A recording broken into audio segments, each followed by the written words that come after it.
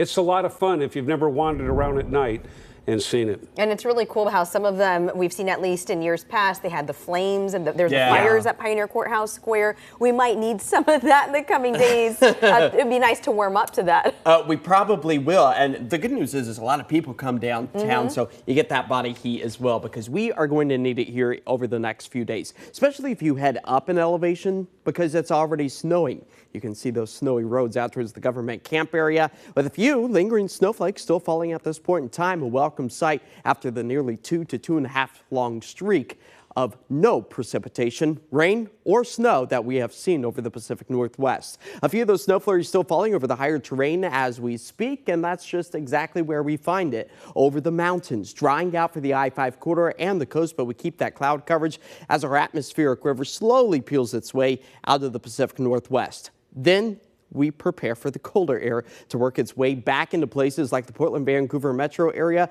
where we could turn some of these rain showers over to snow. That's where the National Weather Service has painted a mosaic of colors for us here. We could see anywhere from 4 inches to maybe 5 to 6 in some higher elevated locations of the foothills. Mount Hood close to about 2 feet of snow, and even parts of the Coast Range under a winter storm warning, where we could see 2 to 6 inches of accumulative snow. Snowy views up out towards Timberline Lodge. As we've managed to pile up the snow, it's only going to continue to grow, again potentially nearing feet for many of our ski resorts.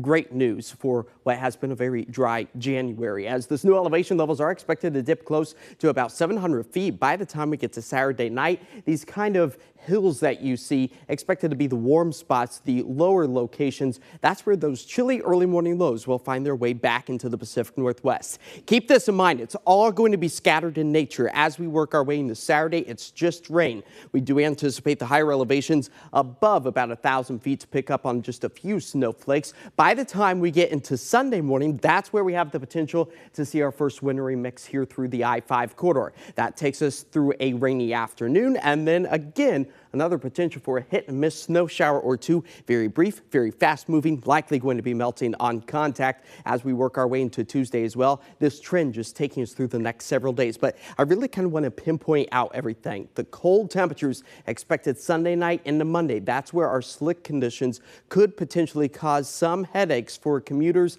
come Monday morning, but a wintry mix possible late Saturday night, taking us all the way through Sunday night, anywhere from a trace to maybe an inch, again, if you're above about 1,000 feet, but all of it will be melting fast. You can see the timeline in detail right now at KOIN.com.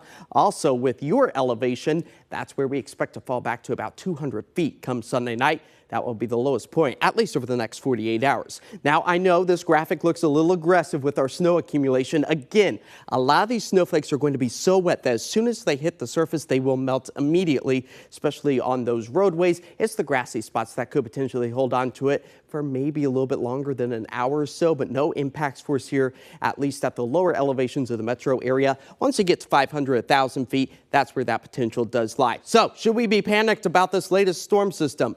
Absolutely not. It will be melting fast as we fall back to about 36 degrees tonight. 45 is all we managed to make it up to tomorrow, but we got those KOIN 6 weather alerts in place starting Groundhog Day, Sunday, taking us through the first several days of the month of February, and it concludes, I should say, by the time we get to Thursday with some chilly afternoon highs, talking about temperatures only into the upper 30s. So this is going to be a multi-day event. It's not going to be active for every single moment, but don't be caught off guard if you see a snowflake or two. Yeah, especially because your forecast from last couple of weeks were on the calmer side. So get ready, everybody. This will be a big change. Thanks, Josh. Hey, Jeff. Hey, the Portland Trailblazers on a hot streak now. One of the players responsible